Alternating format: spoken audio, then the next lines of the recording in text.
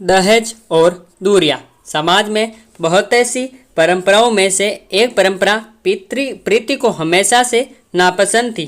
वो थी दहेज परंपरा।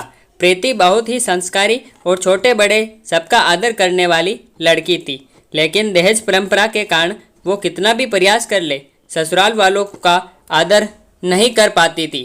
प्रीति एक सीधी सादी लड़की थी, थोड़ी सी डरपोक, खबरी स्वभाव की थी। आजकल की लड़कियों से बिल्कुल अलग थी।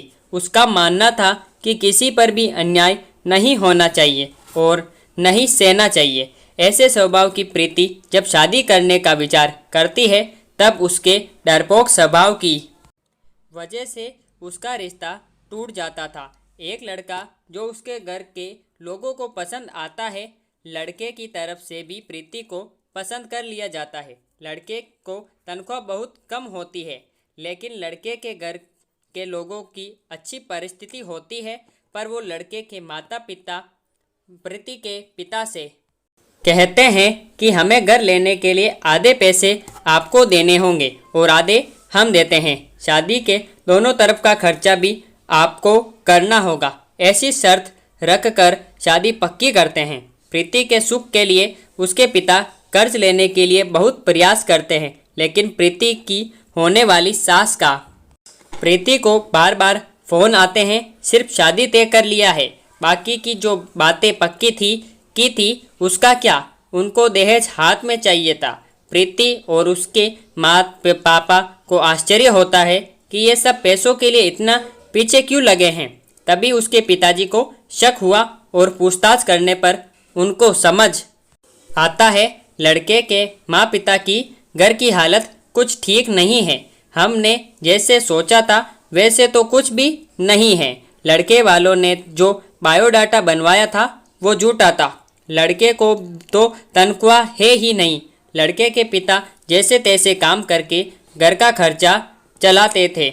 ये सब मालूम होने पर क्या करूँ ये उनको समझ में नहीं आ रहा था, क्योंकि शादी तोड़ नहीं सकते। सगाई हो चुकी थी और अब शादी तोड़ी तो समाज में बदनामी होगी और फिर से लड़की की शादी नहीं होगी। इस डर से उन्होंने भी शादी तोड़ने का विचार मन से निकाल दिया और उस मन में सकारात्मक बाजू देखकर जैसे लड़का होशियार है तो वे जिंदगी में भागदौड़ करके जिंदगी में अच्छी नौकरी पा ही लेगा और लड़की को सुखी रखेगा। जो हमने आधे पैसे फ्लैट के लिए दिए हैं वे लड़की को ही मिलेगा। यह सब बातों का विचार किया और जैसे तय किया था वैसे ही शादी हो गई।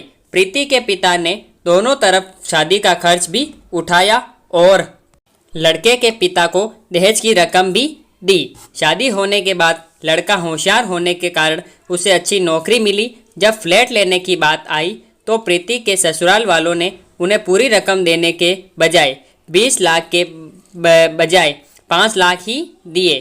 खुद के पास से तो दूर उसके पिता ने दिए हुए पूरे पैसे भी उन्हें दिए नहीं और घर आने तक प्रीति के पिताजी ने दिए हुए पैसों का ब्याज भी खुद के पास रखा। ये सब बातें तो प्रीति को खटक रही थी। उसने ये सब बातों का प्रश्न पूछने का बहुत प्रयास किया, लेकिन उसे उत्तर नहीं मिला। प्रीति डरपोक जरूर थी, लेकिन अन्याय सहने वाली नहीं थी।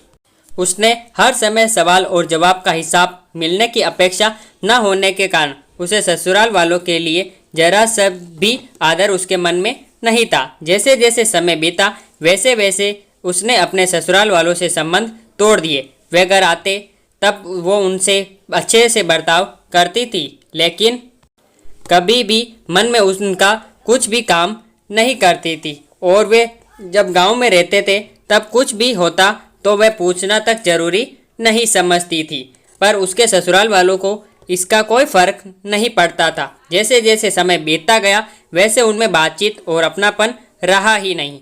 रिश्तों में दूरियां आने लगी। सच में दहेज के कारण रिश्ते टूटते हैं तो दहेज लेना कहाँ तक सही है।